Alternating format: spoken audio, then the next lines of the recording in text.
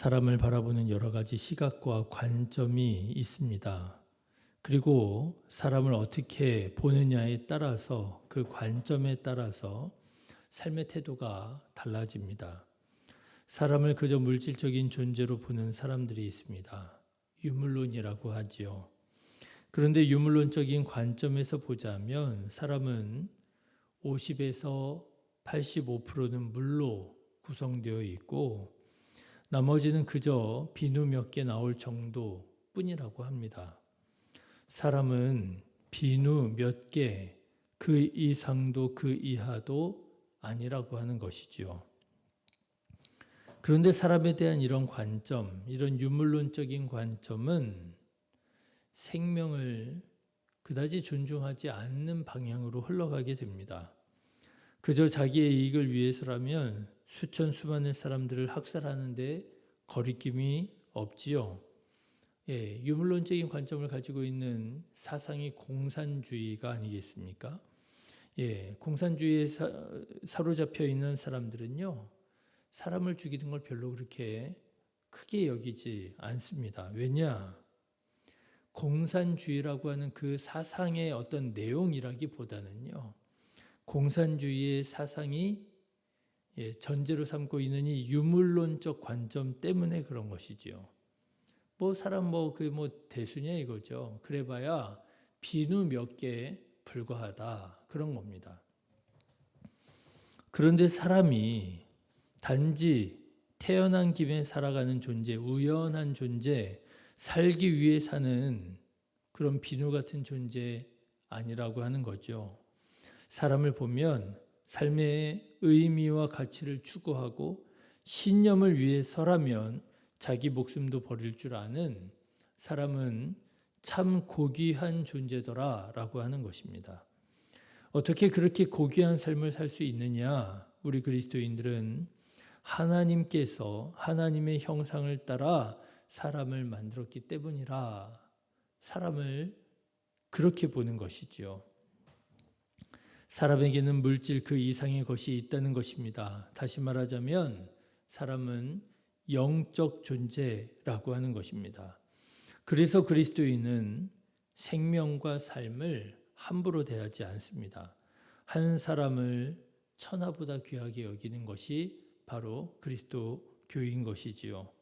사랑하는 성도 여러분, 여러분은 여러분 자신을, 사람을 어떻게 바라보고 계십니까? 비누 조각처럼 보고 계십니까? 아니면 하나님의 형상으로 보고 계십니까? 바라기는 하나님의 형상을 따라 지어진 고귀한 존재임을 아시고 물질을 뛰어넘는 의미와 가치를 추구하는 영적인 삶을 살아가시기를 주님의 이름으로 축원합니다. 사람은 참 존귀한 존재입니다. 그런데 여러분, 오늘 말씀을 보니까 인간이 이렇게 영적 존재임을 아는 사람들에게 사도 요한이 주는 또 하나의 권면의 말씀이 있습니다. 그 뭐냐 하면 영이라고 다 믿지 말고 영을 분별하라 라고 하는 것입니다. 1절 말씀을 한번 보십시오. 사랑하는 자들아, 영을 다 믿지 말고 오직 영들이 하나님께 속하였나 분별하라. 많은 거짓 선지자가 세상에 나왔습니다. 사람이요, 물질만이 아닙니다.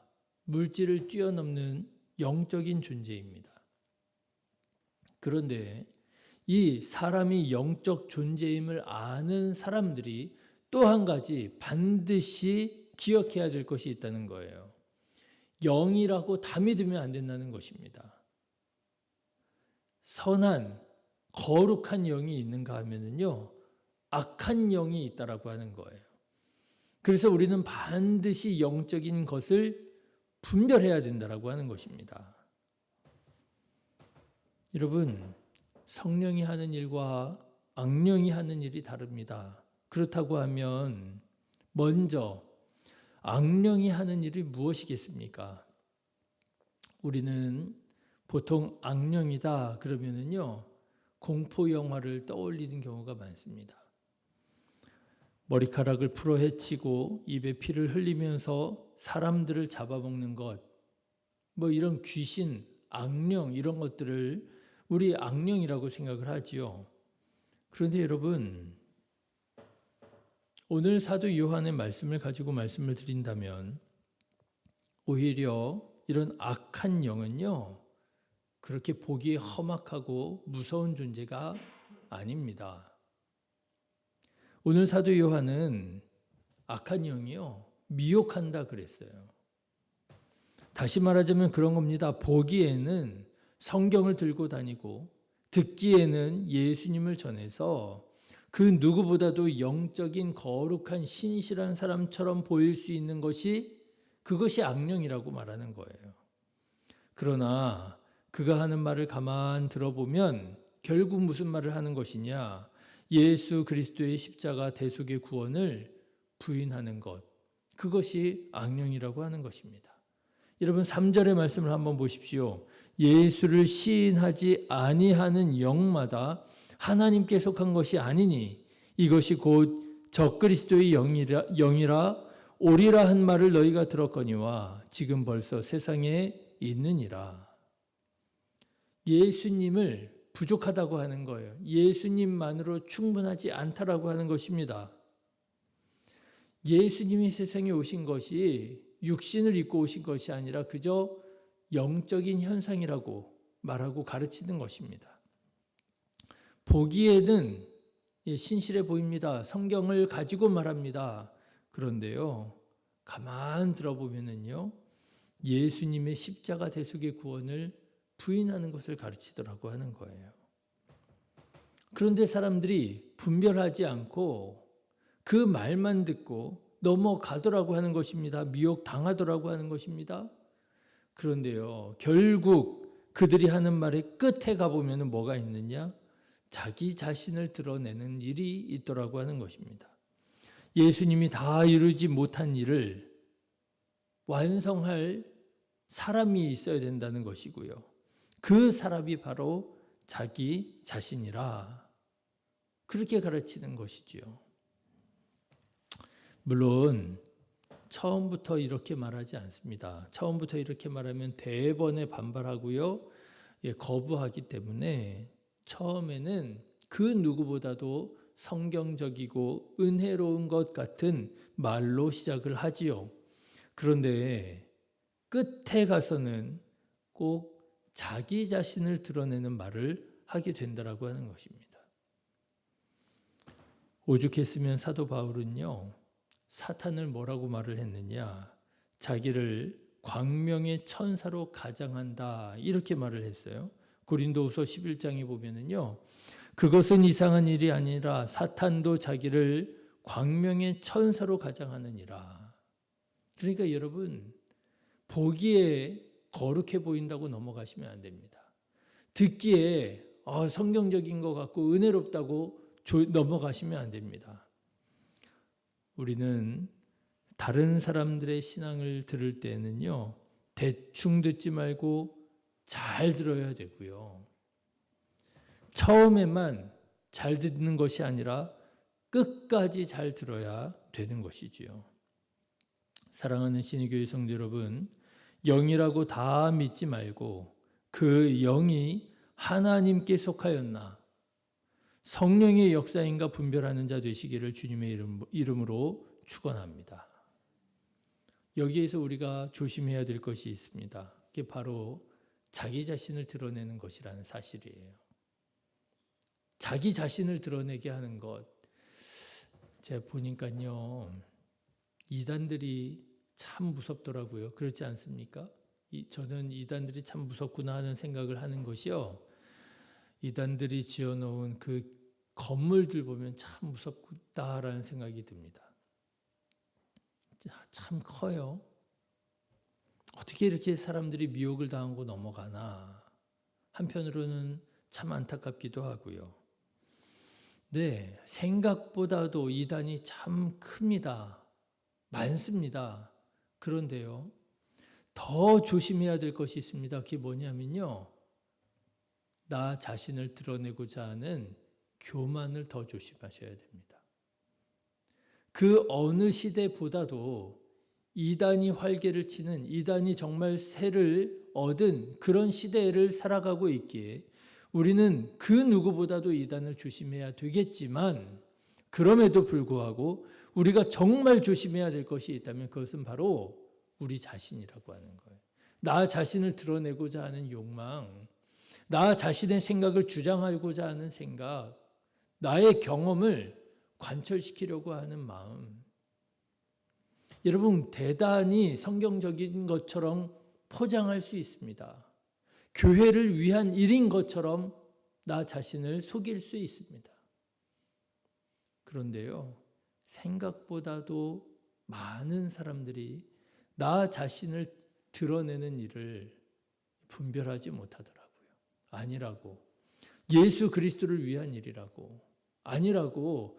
교회를 위한 일이라고. 그렇게 스스로를 정당화하고 스스로 속고 있는 사람들이 너무너무 많더라고요. 제가 전에도 한번 말씀드린 적이 있지 않습니까?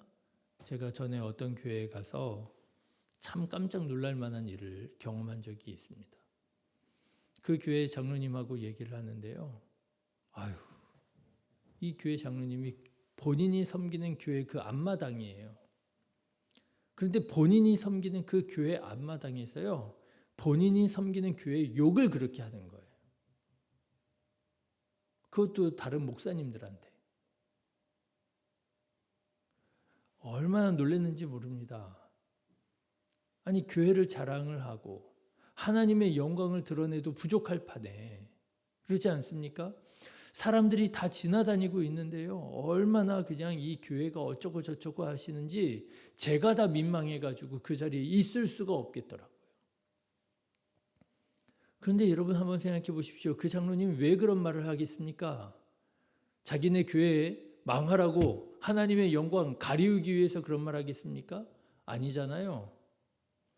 분명 그 장로님은요, 자기가 의롭다고 생각하고 그런 말을 하는 거였을 거예요. 그것이 하나님의 영광을 위한 일이라고 생각을 했겠지요. 근데 그것이 그게 아니잖아요. 어떻게 그럴 수가 있습니까?